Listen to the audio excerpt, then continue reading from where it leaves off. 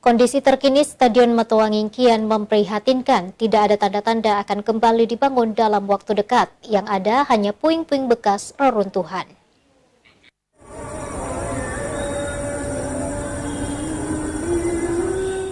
Beginilah kondisi terkini Stadion Matuanging yang kian memprihatinkan.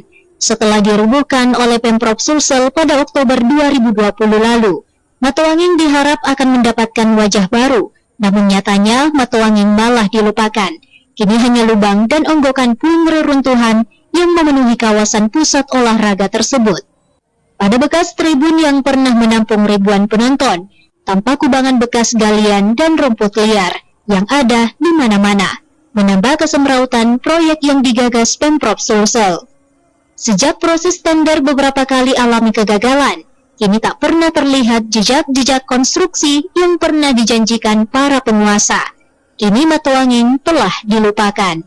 Tim Liputan Slebes TV.